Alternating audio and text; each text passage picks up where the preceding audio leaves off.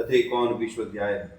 दक्ष यज्ञ का उपकर्म, दधीचि का दक्ष को सांप देना, वीरभद्र और भद्रकाली का प्रादुर्भाव तथा उनका यज्ञ ध्वंस के लिए प्रस्थान। ऋषि बोले, धर्म कार्य में आवृत हुए दुरात्मा दक्ष के कर्म में महेश्वर ने किस प्रकार विघ्न किया, हम लोग यह जानना चाहते हैं।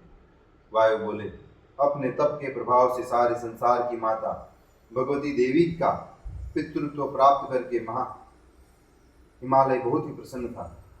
जब शिवजी का उन से विवाह हो गया और हिमालय के शिखर पर उनके साथ विहार करते हुए शिवजी का बहुत समय बीत गया, तब वैवस्वत मनवंतर के प्राप्त होने पर उन प्रचेता के पुत्र स्वयं दक्ष ने अश्वमेघ यज्ञ करने का विचार किया। दक्ष हिमालय के पृष्ठ पर ऋषियों तथा सिद्धों द्वारा सेवित गंगाद्वार नामक शुभ स्थल पर यज्ञ करने लगे। इसके बाद उनके उस यज्ञ में जाने के लिए इंद्रादि समस्त देवता आपस में विचार करने लगे। आदित्य, वसु, रुद्र, साध्य, मरुद्गण, उष्मप, सोमप, आज्यप, धूमप, दोनों अश्विनी कुमार, पितृगण तथा अन्य महर्षिगण विष्णु के सहित ये सभी लोग उस यज्ञ में भाग लेने के लिए आए। उस यज्ञ में सदाशिव के अतिरिक्त सभी देवताओं को उपस्थित देखकर कोपाविष्ट दधीचि दक्ष से इस प्रकार कहने लगे।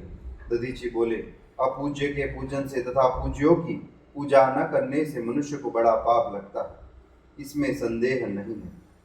जहाँ असज्जनों का सम्मान तथा सत्पुरुषों का अपमान होता है, वहाँ शीघ्र ही ईश्वर के द्वारा दिया गया कठोर दंड उपस्थित होता है। दधीचि ने इस प्रकार कहकर दक्ष से पुनः कहा, तुम पूज्य पशुपति महेश्वर का पूजन किस लिए नहीं करते हो। दक्ष बोले, जटाजूट से समन्वित हाथ में त्रिशूल धारण किए हुए एकादश रुद्र तथा अन्य बहुत से रुद्र मेरे यहाँ उपस्थित हैं। मैं और किसी अन्य महेश्वर को नहीं जानता हूँ। दधीचि बोले, यदि तुम इस यज्ञ के द्वारा महेश्वर का पूजन नहीं कर रहे हो, तो इस यज्ञ में इन अन्य देवताओं के पूजन से क्या लाभ, जो अविनाशी प्रभु ब्रह्मा, रुद्र और विष्णु को उत्पन्न करने वाले हैं और ब्रह्मा से लेकर पिशाच पर्यंत जिनके वशवर्ती है, जो प्रकृति और पुरुष से परे है, जिनके ध्यान में योग ज्ञाता और तत्वदर्शी महर्षि तत्पर रहते हैं, जो अक्षर परम ब्रह्म तथा सत्स्वरूप है, आदि मध्य अंत से रहित, तर्क से सर्वथा अज्ञेय, विशुद्ध तथा सनातन है, जो सृष्टि करने वाले, पालन करने वाले, संहार करने वाले तथा महेश्वर है। मैं इस यज्ञ में उन शंकरात्मा के अतिरिक्त अन्य किसी को नहीं देखता हूँ। दक्ष बोले, हे महर्षि, इस सोने के पात्र में यज्ञेश्वर विष्णु के निमित्त विधि पूर्वक अभिमंत्रित हवि रखी गई हुई है, उसी में प्रस्तुत कर रहा हूँ। उस संपूर्ण हवि को विभाजित कर उनके लिए अभी प्रदान कीजिए। दधीचि बोले, हे दक्ष, आपने देव देवेश्वर रुद्र की आराधना नहीं की है, अतः आपका यह यज्ञ पूर्ण नहीं होगा। यह वचन कहकर मुनिश्रेष्ठ दधीचि क्रुद्ध हो उस यज्ञशाला से निकलकर अपने आश्रम को चले गए। उन मुनि के चले जाने पर तथा अवश्य होने वाले अनिष्ट को समझते हुए भी देवताओं ने दक्ष का त्याग नहीं किया। हे विप्रो, इस समय ईश्वर शिव से यह सब जानकर देवी ने दक्ष के यज्ञ को जलाने के लिए शिव जी को प्रेरित किया। तब देवी के द्वारा प्रेरित किए गए शिव ने दक्ष के यज्ञ को विनष्ट करने की इच्छा से पराक्रमी, 1000 मुखों वाले, कमल के समान 1000 नेत्रों वाले, हजारों मुद्गर, हजारों धनुष, हजारों शूल, टंक, गदा, तेजस्वी धनुष, चक्र आदि 7 शस्त्रास्त्रों से युक्त तथा भयंकर स्वरूप वाले, वज्र अपने हाथों में धारण किए हुए, मस्तक पर अर्धचंद्र धारण किए हुए, वज्र से चमकते हुए हाथ वाले, विद्युत की प्रभा से सदृश केशों वाले, भयंकर दाढ़ों से युक्त, विशाल मुख तथा उदर वाले, बिजली के समान जीभ वाले, लटकते हुए लंबे ओठ वाले, समुद्र एवं मेघ की गर्जना के समान शब्द वाले, अत्यधिक रक्तस्राव से युक्त, व्याघ्र के चम्र को धारण किए हुए, दोनों कपोलों से सटे हुए गोलाकार कुंडल धारण किए हुए, देवताओं की उत्तम शिरोमालावली से सुशोभित शिर वाले, उत्तम स्वर्ण निर्मित बजते हुए नुपुर तथा बाजूबंद से विभूषित, रत्नों से प्रकाशित, तारमय हार से आवृत वक्ष स्थल वाले, महासरभ शार्दुल और सिंह के समान पराक्रम वाले, मदमत्त महान हाथी के समान मंथर गति वाले, शंख चामर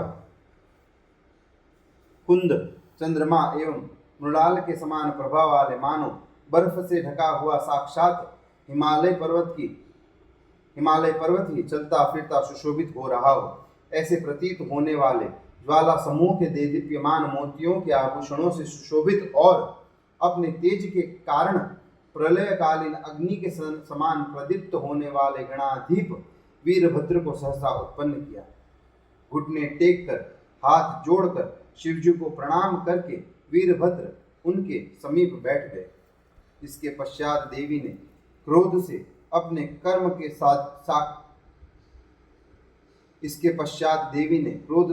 कर्म के साक्षीत्व के लिए महेश्वर भद्रकाली को साथ जाने के लिए उत्पन्न किया। तब भद्रकाली से समन्वित कालाग्नि के सदृश स्थित उन वीरभद्र को देखकर शंकर जी ने कहा, तुम्हारा कल्याण हो। तत्पश्चात वीरभद्र ने देवी के साथ विराजमान महेश्वर से कहा, हे महादेव, आज्ञा दीजिए, मैं आपका कौन सा कार्य करूं। तब त्रिपुर का वध करने वाले सदाशिव ने पार्वती का प्रिय करने की इच्छा से महागंभीर वाणी में महान भुजाओं वाले वीरभद्र से कहा। महादेव बोले, हे गणेश्वर, तुम प्रचेता के पुत्र दक्ष के यज्ञ को विनष्ट करो, तुम भद्रकाली के साथ इस कार्य को करो। हे गणेशान, मैं भी इस देवी के साथ रैभ्य के आश्रम के पास स्थिर होकर तुम्हारा दुस्सह पराक्रम देखता रहूंगा। कनखल में गंगा के समीप स्थित जो ऊंचे वृक्ष है, वे सोने के शिखर वाले मेरु पर्वत पर मंदिर के समान दिखाई पड़ रहे हैं। उसी प्रदेश में दक्ष का यज्ञ हो रहा है। उस यज्ञ को तुम बिना विलंब किए सहसा विनष्ट कर दो। सदाशिव के द्वारा इस प्रकार कहे जाने पर हिमवान की कन्या पार्वती देवी वीरभद्र और भद्रकाली को इस तरह देखकर जैसे कोई गाय अपने बछड़े को देखती है, उनका आलिंगन करके पुनः कार्तिकेय के समान उनका मस्तक सूंघकर हंसती हुई अत्यंत मधुर वचन बोली। देवी बोली, हे वत्स, हे महाभाग, महान बल तथा पराक्रम वाले हे वीरभद्र, तुम मेरा हित करने के लिए ही उत्पन्न हुए हो, अतः मेरे क्रोध का शमन करो। गणेश्वर, वैर के कारण यज्ञेश्वर को बिना बुलाए ही दक्ष ने यज्ञ कर्म प्रारंभ किया है, इसीलिए तुम शीघ्र ही उस यज्ञ को नष्ट कर दो। हे भद्र, हे वत्स, तुम इस भद्रा के साथ मेरी आज्ञा से यज्ञ लक्ष्मी को अलक्ष्मी बनाकर उस यज्ञकर्ता दक्ष को विनष्ट कर दो। तब विचित्र कार्य करने वाले उन शिव तथा पार्वती के सभी आदेशों को सिर पर धारण कर उन्हें नमस्कार करके वीरभद्र जाने के लिए उद्यत हो गए। इसके पश्चात शमशानवासी भगवान वीरभद्र महादेव ने देवी के क्रोध को शांत करने की इच्छा से अपने रोमकूपों से हजारों रोमज नामक गणेश्वरों को उत्पन्न किया। इसी तरह उन्होंने अपनी दाहिनी भुजा, चरण, उरु प्रदेश, पीठ, पार्श्व, मुख, गला, गुह्य, गुल्फ, सिर, मध्य भाग, कंठ, जबड़े तथा पेट से 100 करोड़ गणेश्वरों को उत्पन्न किया। उस समय वीरभद्र के समान पराक्रम वाले गणेश्वरों से आकाश विवर सहित सारा जगत ढक गया। उन सभी के 1000 हाथ थे तथा हजारों में 1000 आयुध थे। वे सभी रुद्र के अनुचर थे तथा रुद्र के समान तेजस्वी थे। हाथों में शूल, शक्ति, गदा, टंक, उपल एवं शिला लिए हुए थे। वे कालाग्नि रुद्र के समान 3 नेत्रों वाले तथा जटाजूट से समन्वित थे। वीरभद्र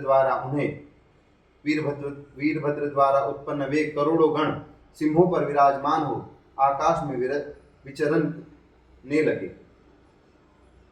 और मेघ के समान महाघोर गर्जना करने लगे। उन गणों से घिरे हुए भगवान वीरभद्र इस तरह प्रतीत हो रहे थे जैसे प्रलय काल में सैकड़ों कालाग्नियों से घिरे हुए काल भैरव शोभित होते हैं। उन गणों के बीच वृषभ ध्वज भगवान वीरभद्र बैल पर आरूढ़ हो गए, तब श्वेत चामर लिए हुए भसित प्रभ नामक गण ने वृषभ पर सवार उन वीरभद्र के सिर के ऊपर मुक्तामणि की झालर वाला छत्र लगा दिया। उस समय वीरभद्र के समीप वह भसित प्रभ इस तरह सुशोभित हो रहा था जैसे समस्त जगत के गुरु भगवान शंकर के समीप ऐश्वर्य संपन्न हिमालय सुशोभित होता है। वे वीरभद्र भी श्वेत चामर को हाथ में धारण किए हुए उस भसित प्रभ के साथ इस तरह सुशोभित हो रहे थे जैसे श्रेष्ठ त्रिशूल धारण करने वाले भगवान रुद्र सौम्य बाल चंद्रमा से शोभायमान होते हैं। इसके द्वारा सुवर्ण रत्नादि अलंकृत महातेजस्वी भानुकंप नामक गणेश्वर ने वीरभद्र के आगे अपना कल्याण में शुभ एवं श्वेत वर्ण का शंख बजाया। सधन तथा दिव्य ध्वनि वाली देव दुंदुभियां बजने लगी और मेघ उनके सिर पर फूलों की वर्षा करने लगे। मकरंद से परिपूर्ण खिले हुए फूलों की सुगंध से सुरभित तथा यात्रा के अनुकूल हवाएं मार्ग में बहने लगी। इसके पश्चात सभी गणेश्वर मत्त तथा युद्ध बल से गर्वित होकर नृत्य करने लगे। हर्षित हो उठे, नाद करने लगे, कुछ हंसने लगे, चिल्लाने लगे तथा कुछ गाने लगे। उस समय अपने गणों के मध्य में वीरभद्र भद्रकाली के साथ उसी प्रकार शोभित हो रहे थे जैसे रुद्रगुणों के मध्य शिव जी पार्वती के साथ सुशोभित होते हैं। उसी समय अनुचरों सहित महाबाहु वीरभद्र ने दक्ष की स्वर्णमय यज्ञशाला में प्रवेश किया। गणों के प्रधान वीरभद्र दक्ष के द्वारा संपादित किए जा रहे उस महायज्ञ की प्रयोग भूमि अर्थात मंडप में वैसे ही प्रविष्ट हुए जैसे प्रलय काल में जगत को भस्मीभूत करने की इच्छा वाले रुद्र ब्रह्मांड में प्रवेश करते हैं। इति श्री शिव महापुराणे सप्तम्यां वायवीय संहितायां पूर्वखंडे वीरभद्रोत्पत्ति वर्णनम नामे कौन विश्वोध्याय। इस प्रकार श्री शिव महापुराण के अंतर्गत 7वीं वायवीय संहिता के पूर्व खंड में वीरभद्रोत्पत्ति वर्णन नामक 19वां अध्याय पूर्ण हुआ। नमः पार्वती पते हर हर महादेव शिव शंकर।